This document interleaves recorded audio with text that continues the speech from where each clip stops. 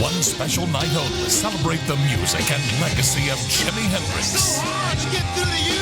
Experience Hendrix. A who's who of music greats performing the music of Jimi Hendrix together live. We were I was in the 101st Airborne, and had finished my my AIT in basic training, and so I was assigned to my permanent base, which was Fort Campbell, and finished my jump school. And so one evening we're at the theater, and all of us were watching a movie, and we left the theater. It was raining, so we all ran and dashed for cover. I wound up on the doorstep of Service Club number 1, at which time a window was up about 2 inches, and I heard this guitar playing in its infancy. And I told the guy next to him, I said, "That's pretty unique, isn't it?" He said, "Man, it sounds like a bunch of mess to me." Of course, he was listening with the human ear. So I went in, entered it was just drawing me in like a Pied Piper. I says, "Hey, we all have played trumpets and saxophones in our bands at school, and we abandoned them." So I told him, I said, "Look, I played a little bit of bass in high school, symphony and whatever." He says, "Well, look, check out a bass and let's start jamming at this. You could check out the instruments at the Service Club." I did, and we liked what we were doing, so we formed a group, and the rest is history.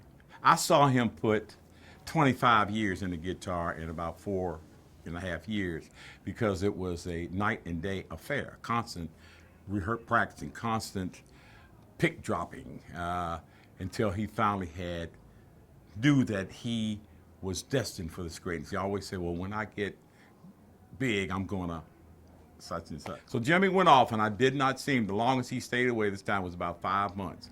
I get this telephone call from him. He says, "Billy, this guy has discovered me in Greenwich Village, and he's gonna take me to Europe and make me a star, and I told him about you." I said, "Jimmy, I've fallen on hard times right now. I've got 3 strings on my bass. The 4th one's tied in a square knot, and I'm renting an amplifier." He says, "Man, you've fallen on hard times."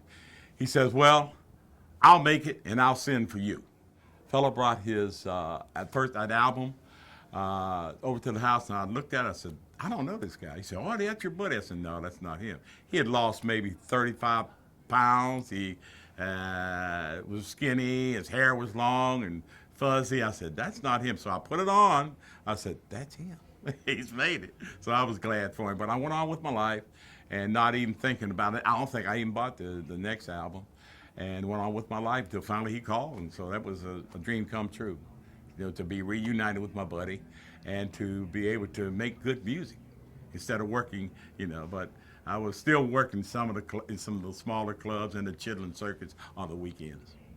It was unique. It was great. But you see, we were music was not only our living, but it was our hobby. So we spent hours and hours and hours in the studio. In fact, the management thought we had spent too many hours. "Oh, you guys are just burning up time," and we spent. But consequently, here it is, 40 years later, and they've still discovering new things.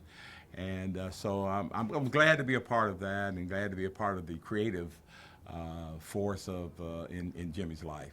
Yeah. So I learned one lesson from all of this: fate are the cards that you're dealt at birth, but destiny is what you do with those cards.